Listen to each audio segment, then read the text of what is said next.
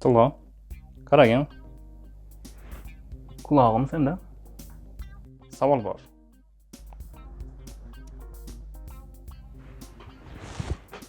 Qanday savol bor?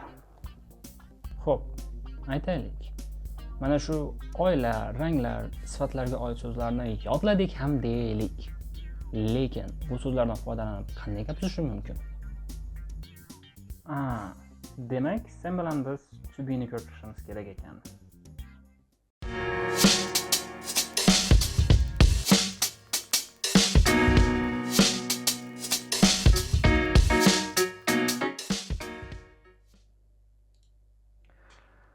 Xo'p, to be haqida gaplashishimizdan oldin sizlar bilan biz ko'rib chiqishimiz kerak bo'lgan boshqa bir mavzu bor va bu bizda kishilik olmoshlari. Ya'ni, bu ingliz tilida qanday bo'ladi?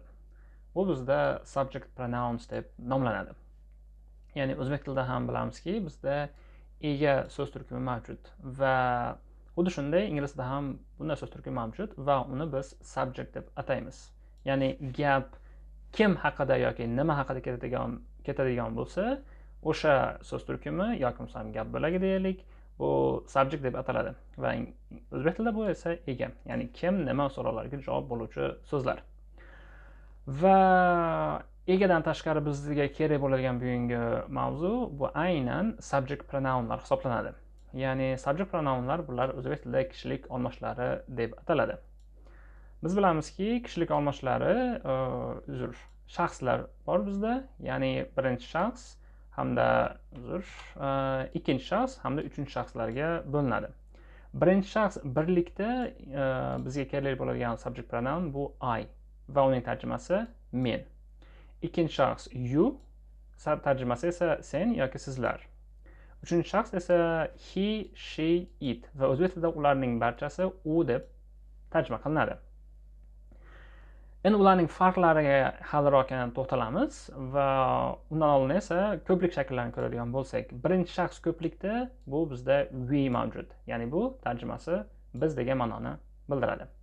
You esa sizlar, they ular deb tarjima qilinadi. Va bugun biz sizlar bilan shu kishilik olmoshlaridan foydalangan holatda to be yordamida qanday qilib gaplar tuzishimiz mumkin ekanligini ko'rib chiqamiz. Xo'p, endi to be ning o'ziga keladigan bo'lsak, o'zi to be nima? Qoida, rule, ya'ni qoidada aytiladiki, we use to be to give personal information about someone or something. Ya'ni kim? Shaxs, someone, yoki bo'lmasam narsalar haqida something. Shaxsiy personal information bu shaxsiy ma'lumot degani bildiradi. Shaxsiy ma'lumotlarni berish uchun biz to be dan foydalanamiz deb aytilyapti. Ya'ni kim agar siz biron bir shaxs, narsalar haqida shaxsiy ma'lumotini bermoqchi bo'ladigan bo'lsangiz, u holda siz to be dan foydalanishingiz kerak bo'ladi. Bu aynan bu qoida bilan tushunarli bo'lmasligi mumkin. Shuning uchun yana misollar ko'rinishida ham ko'ramiz va to be ni biz keyingi bilishimiz kerak bo'lgan narsa bu to be ning turlari. Ya'ni to be bu bizda fe'l so'z turkumiga oid va uning 3 xil ko'rinishi bor. Ular bizda am, is hamda are turkumlariga kiradi. Ya'ni turlarga bo'linadi. Biz tepadan ko'rib chiqdikki, subject pronounlar ular bizda I, you, they, he, she, itlar bo'ladi va I pronoun uchun, ya'ni subject pronoun uchun bu am, tarjima esa men. You uchun are dan foydalanamiz va siz yoki sizlar deb tarjima qilsak bo'ladi. He, she, itlarga esa biz is dan foydalanamiz va ularning tarjimalari deyarli bir xil, lekin har xil holatlarda foydalaniladi. Misol uchun he bu u o'g'il bolaga nisbatan aytiladi. Ya'ni siz o'g'il bola haqida gapirmoqchi bo'ladigan bo'lsangiz va aytaylik bu shaxsga u so'z bilan murojaat qilmoqchi bo'lsangiz, siz albatta he dan foydalanishingiz kerak bo'ladi. Yoki bo'lmasam she, aynan qiz bola haqida gapirayotganimizda biz she dan foydalanishimiz kerak va unga biz is to be dan foydalanamiz. It uchun esa is, ya'ni u degan ma'noni bildiradi-yu, lekin qolganlariga farq shundaki, itni biz hayvonlar hamda jonsiz narsalar uchun foydalanamiz. We biz dedik tarjimasini va we ko'plik shakli bo'lganligi uchun biz are dan foydalanamiz. Ya'ni we are biz yoki bizlar deb tarjima qilsak bo'ladi. They are bo'ladi, sababi bu ham ko'plik shaklda va ular deb tarjima qilinadi. Aynan bu tarjimalar subject pronounlarga asoslangan holda bo'ladi, lekin aynan gapning o'zida ba'zida am hamda is arlarning tarjimasi bo'lmasligi mumkin. Lekin aynan ularning ma'nosi bizga kerak. Ya'ni mana shu I, you, they, he, she, itlar haqida biz gap aytmoqchi bo'lgan bo'lsak, shaxsiy ma'lumot, ya'ni u holda biz to be dan foydalanishimiz kerak bo'ladi. Endi gaplar haqida gaplashsak, ya'ni qanday qilib gap tuzishimiz mumkin? Bizda strukturalar mavjud, ya'ni structures. Mana bu ko'rib turganingiz bu dara gaplar strukturasi hisoblanadi. Ya'ni qanday qilib biz to be yordamida dara gaplar hosil qilsak bo'ladi va bu quyidagi formula orqali hosil qilinadi. Misol uchun biz bildik subject bu o'sha I, you, they, he, she, it yoki bo'lmasam gapning ega qismi. Va uning birlik yoki ko'plik ekanligiga qaragan holatda biz to be dan foydalanishimiz kerak bo'ladi. Ya'ni am, is, arlardan tanlaymiz. Object esa bu bizda to'ldiruvchi hisoblanadi. Ya'ni hozir bunga uni u darajada chuqur kirmaymiz. Bilishingiz kerak bo'lgan narsa shuki, object bu o'sha ega haqida aytmoqchi bo'lgan jamiki har qanday ma'lumotlaringiz object vazifasida keladi. Misol uchun he is a good boy. O'tgan darsdan biz bilamizki, good bu yaxshi, boy esa bola, ya'ni o'g'il bola degan ma'noni bildiradi. Va biz hozirlar ko'rib chiqdikki, he biz u deb tarjima qilamiz, ya'ni he so'zini u deb tarjima qilamiz va o'g'il bolaga nisbatan aytayotgan bo'lamiz. He is a good boy, u yaxshi bola degan ma'noni bildiradi. She is a beautiful girl, ya'ni qiz bolaga nisbatan u chiroyli qiz. Bu yerda she subject vazifasida kelyapti. She ga biz aytib o'tdikki, biz he, she, itlar uchun is dan foydalanamiz. Shu sababdan bu formulada to be uchun biz is formasidan foydalanyapmiz. Va bu yerdagi a beautiful girl esa bularning barchasi object vazifasida kelyapti.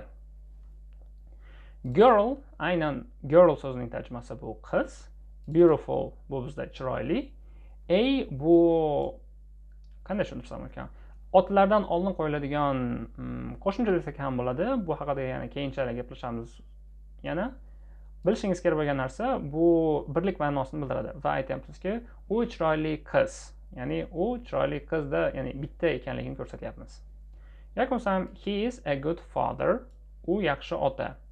It is an old car. Bu eski avtomobil. Yoki bo'lsam it is an expensive book. U qimmat kitob.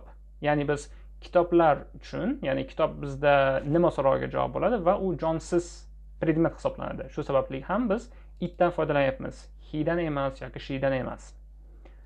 Yoki bo'lmasam ko'plik shakllariga ko'radigan misol ko'radigan bo'lsak, they are new friends. Ular yangi do'stlar. They ular degan ma'noni bildiradi, ko'plik shakli va are dan foydalanamiz ko'plik shakllari uchun. New o'tgan darsdan bilamizki, bu yangi, friends do'stlar degan ma'noni bildiradi. Endi inkor gapga keladigan bo'lsak.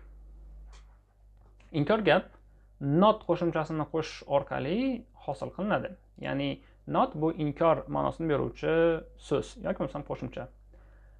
Subject, ya'ni I, you, they, he, she, it, unga to'g'ri keladigan, mos keladigan to be formasi, am, is, are va undan so'ng not va biz bermoqchi bo'lgan ma'lumot.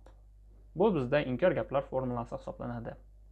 Misol uchun I am not a student. Ya'ni I am bizda tarjimasi bu men bo'ldi. Not a student, o'quvchi emasman. Ya'ni kim mana shu emasman qo'shimchasi yoki bo'lmasam so'zi not tufayli hosil bo'lyapti. Yoki bo'lmasam you are not short. Ya'ni sen pakana emassan. Bizda you subject, you uchun biz to be ning are formasidan foydalanamiz va undan so'ng not qo'shimchasini qo'shish orqali inkor gap hosil qilyapmiz va short esa bu bizda object vazifasida kelyapti, ya'ni pakana. Va inkor gapda sen pakana emassan degan gap hosil bo'ldi. Yoki bo'lmasam we are not old. Biz qari emasmiz. Biz ko'plar shakl uchun biz are dan foydalandik. Not inkor qo'shimchasi, old esa bizning bermoqchi bo'lgan ma'lumot, ya'ni object. He is not a big brother, ya'ni u katta aka emas. Yoki bo'lmasam it is not an old house. U eski uy emas. It is not a green car.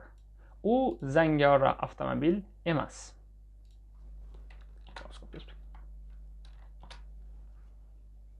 O'ylaymanki, inkor gaplar sizlarga tushunarli bo'ldi.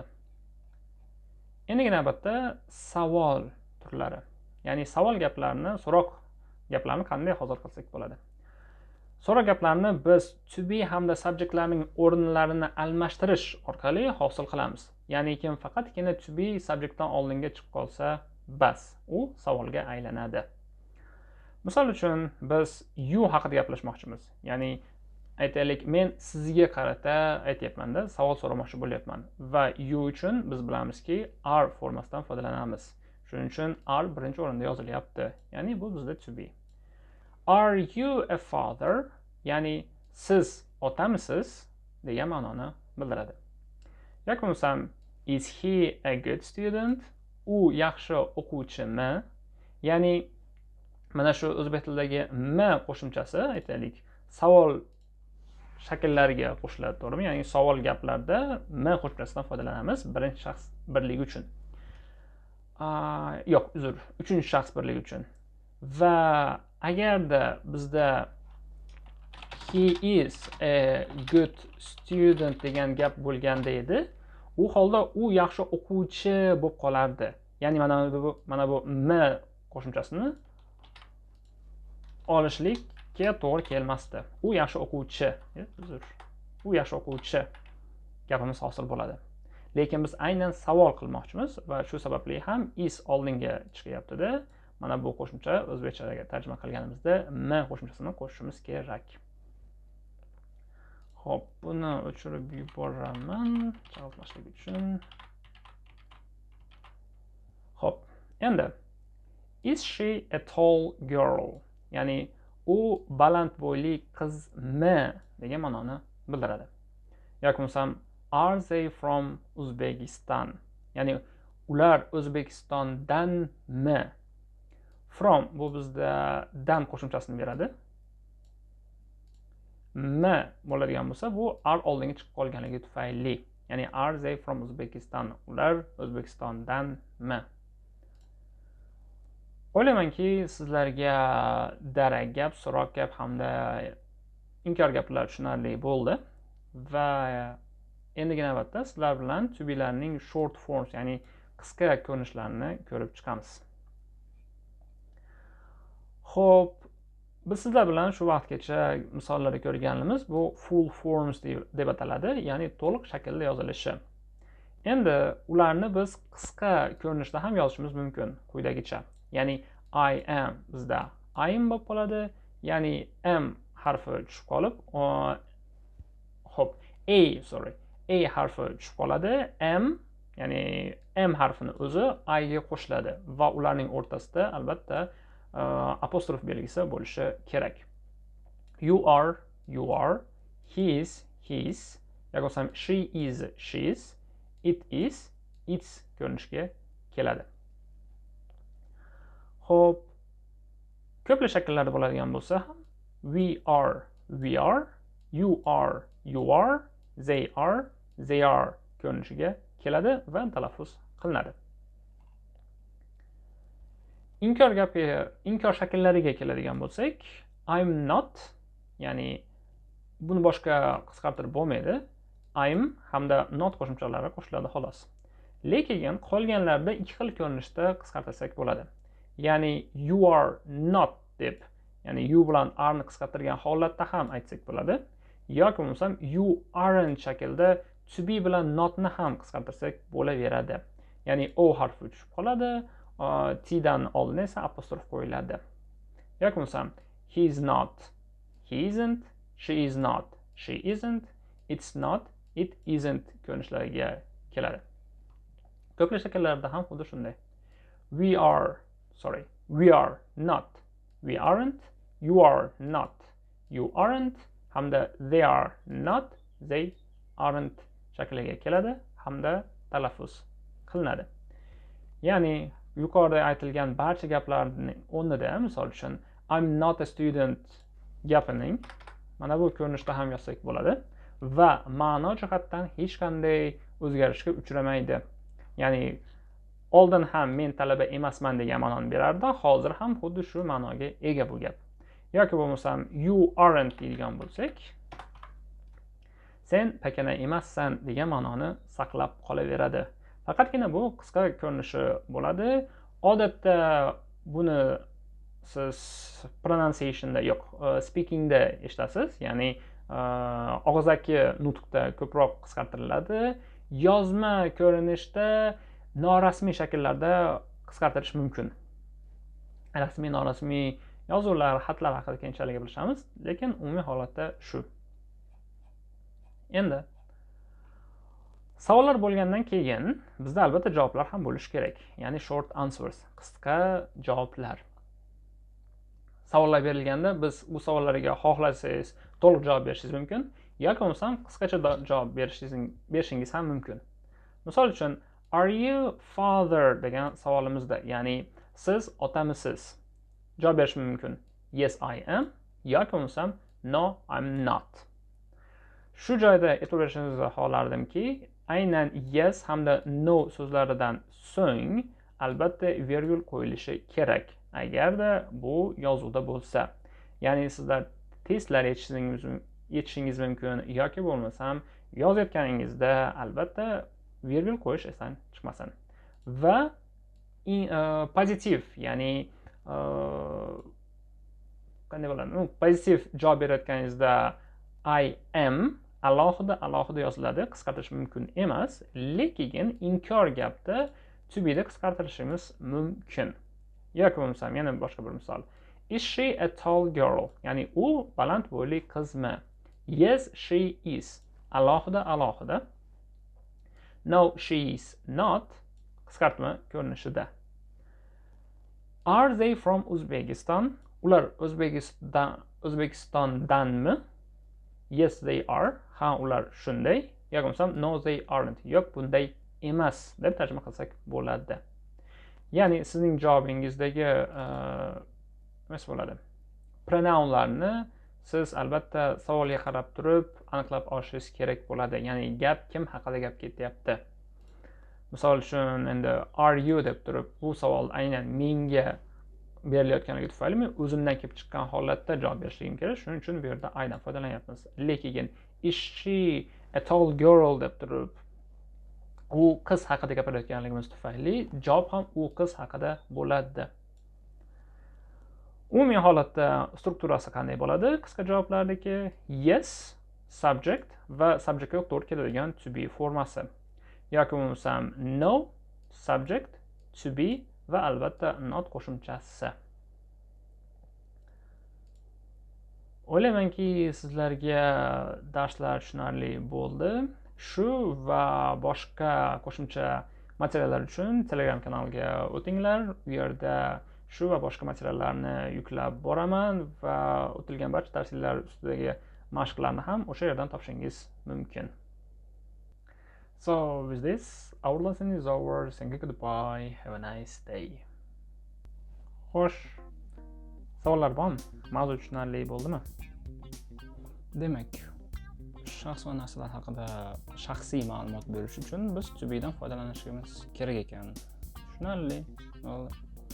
Tushuntirib berganing uchun katta rahmat.